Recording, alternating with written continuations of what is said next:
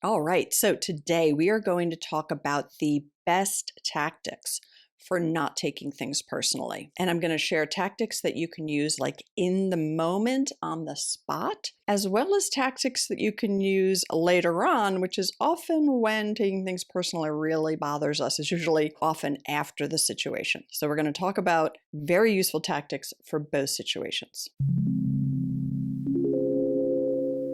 So let's talk quickly about why it's such a problem when we take things personally, right? And then we can talk about the tactics to not do that. Because if it's not a problem to take things personally, then go for it, take things personally. But I'd say there's two problems. One is that in the moment when we are taking something personally, we are probably not responding from our best selves. So in the moment, we might get very defensive, we might get angry, we might attack, we might run away, we might shut down, we might freeze. Whatever our habitual pattern is, if we're taking things personally, that pattern is probably like boom, right there. So we're not responding in the moment in the best way for ourselves and others, right? And then the other problem with taking things personally is that we go over it and over it and over it afterwards, right? And just torture ourselves, ruminating and really just continually thinking about it and all the different angles and all the different arguments. And you know what I'm talking about if you do this. So those two reasons, one, you torture yourself afterwards, and two, you don't respond as well in the middle of the situation, are really the reasons that taking things personally is a problem. So by the way, if you're new to my channel, my name is Barbara Heffernan. I was a psychotherapist for 20 years, helping people recover from anxiety and trauma. And I continued now my work online with life coaching. I do international life coaching, and I develop programs and courses to help people live more joyful lives. So welcome. So I'm going to start with how to deal with it afterward, because I think that you'll need to practice some of these techniques afterward and really learn how to reset, how to reframe, how to think about situations differently, how to calm yourself down, and then you'll be able to respond better in the moment. So I do think that dealing with the secondary effect of taking things too personally first is the most helpful. So just noticed my coffee is sitting behind me. I'm gonna grab that because this is the second of two videos that I'm filming today. And if you want to criticize me for drinking coffee, I won't take it personally.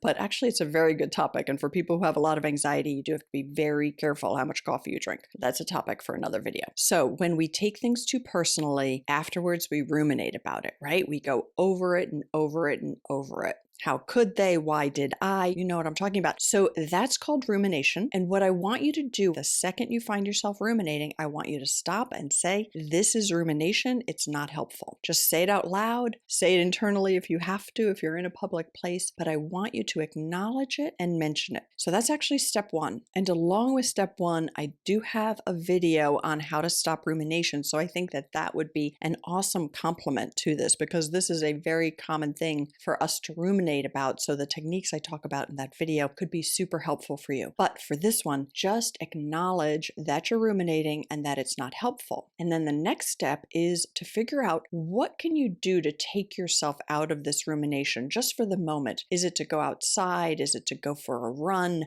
How can you change your scenery, change your movement, become involved in something that just at least temporarily can take your mind off of it? So that's step two, temporarily take your mind off of it. And while you're doing that, I do want you to take a deep breath, a really deep breath.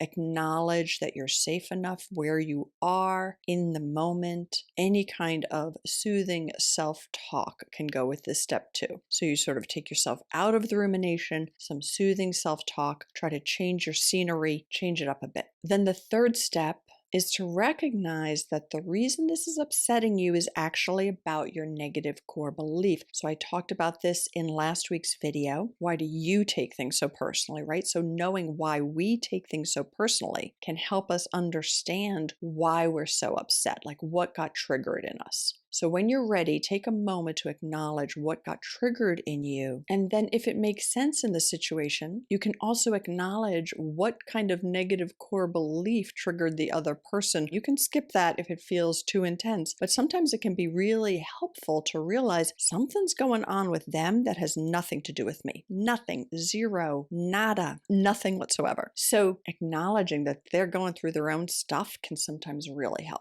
So I'm kind of laying these out as steps, but they're also techniques. You can find which ones work for you, and then you can use that as your go-to. And then after a little while, add one of the other techniques. So the fourth technique that I'm going to talk about is to get a different perspective. And there's a couple of ways to do this. You can get a different perspective by talking about this with a friend, like by going over it with them. And if your friend just says to you, oh, you're taking it too personally, just ask them to delve into that. Ask them a little more information about that rather than getting defensive. Like really say, okay, help me understand how this wasn't about me, right? So really talk about it with a friend. See if you can gain a different perspective through that conversation. Now, some of us have friends who are great at this kind of thing and others of us don't. Like we might talk to somebody and we end up feeling worse. So don't choose those people. But another technique to get a different perspective, to see it through a different lens, is something called the movie technique. If you watch the scene that unfolded as a movie, take a moment and really picture what happened to you as a movie that you're watching on the screen, and then see how you feel about it. See if you get a different perspective about what was going on. The fifth tactic I would recommend is to think through boundaries. Are you in situations where it would benefit you to set better boundaries? So for example, if there's somebody who always like really pokes you and provokes you, how might you learn to set boundaries with that person, right? That is going to help because, when I listen to a lot of these videos about don't take things personally, you hear all the time like, well, just let it go, just let it go. Like sometimes we should let things go and sometimes we shouldn't, right? If people are purposefully antagonizing us, it is still about them. They might be making very personal attacks of you, but if you really stop taking that personally, you'll be like, okay, I don't take it personally. It's about them and I don't have to put up with it. So that's what leads you to effective boundaries. And remember, boundaries are about keeping yourself safe, emotionally safe, physically safe. The boundary isn't about changing the other person. So your boundary may not ever stop this person from provoking you, but your boundaries will help you deal with it better, whether they're internal boundaries about what you let in or external in terms of how often you're with this person or when you leave conversations. That's a whole nother topic. But think through, are there boundaries that need to be put in place in some of these situations that you are taking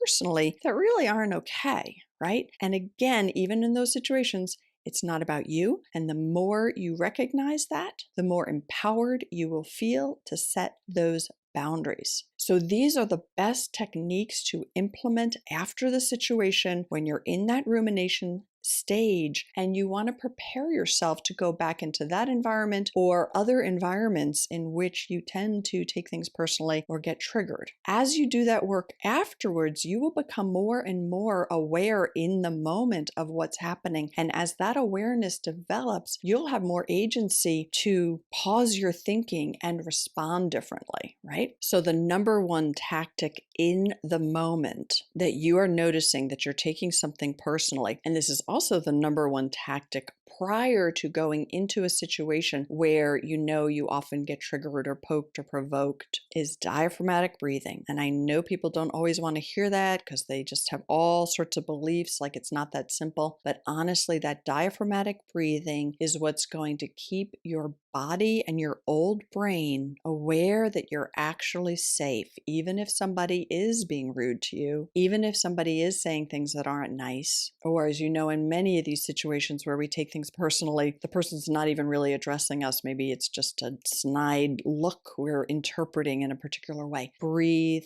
diaphragmatically, reassure yourself that you are safe no matter what's happening in this situation. You're okay. And that diaphragmatic breathing does so many things, but it's going to help your whole brain work. It's going to help all of this work together to figure out how you want to respond, if you want to respond at all. And that diaphragmatic breathing will prevent this from getting seared into your brain as like a mini trauma that you will then later ruminate about. about. Because remember, when our adrenaline's pumping, we get target focused, like really narrowly focused. We're just driven and we have a sense of urgency. And that kind of thing gets really ingrained in our brain. And when we have those peaks of the adrenaline and cortisol, we go into our fight, flight, freeze. So if you're a freezer, you shut down, you go numb, you can't think of anything to say. If you're a fighter, you begin to fight. And if you're a fleer, you flee, right? So it's probably not a situation where any one of those three is needed. And really,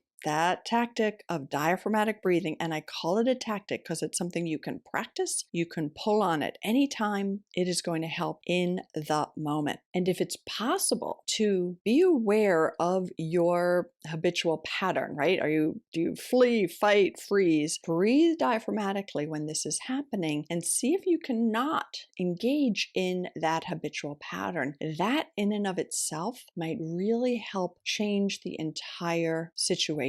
And then you also can sort of say to yourself, this isn't about me. This isn't about me, whether you believe it or not, right? You might have these two parts of your brain. One is saying, this isn't about me. I know it. I know later I'm going to realize this is not about me. And then you have that other part of your brain going, yes, it's about you. It's about you. You better respond. So that debate is going to happen for a while until you really practice this often. So just to reiterate the tactics for in the moment, taking something personally, diaphragmatic breathing. I can't stress that enough. Not engaging in your habitual fight, flight, or freeze mode. Reassure yourself that this is not about you. And then number 4 is to implement a boundary if you need to. Now, these are tactics. They're super helpful. I do sometimes separate out tactics from true healing. So to really heal that negative core belief that is underneath your propensity to take things too personally, you might need to do some deeper healing work, whether it's with a therapist or coach or through a program or through really a little more self-exploration. And I go into that a bit in my video on why you take things personally. So if you haven't seen that, you can go back to it. I also do have a PDF on transforming your negative core beliefs that I've heard from a lot of people is super helpful on getting them on the road to really healing those on a deeper level, because the root of the problem is generally that. So I always love to know what you think of the videos. Please give this a like if you liked it. Subscribe to my channel if you're not subscribed. Leave me a comment below. I always try to read the comments and I frequently respond to them. If you have an idea for another video, you can post it. If you have a question on this one, ask it. If you have the question, I bet there's a lot of other people who have that question as well. And I truly hope that I'm helpful for you on your healing journey to a more joyful life. That is my mission here, and that is the goal of this channel. So I so appreciate your support, and I will see you next week. Bye-bye.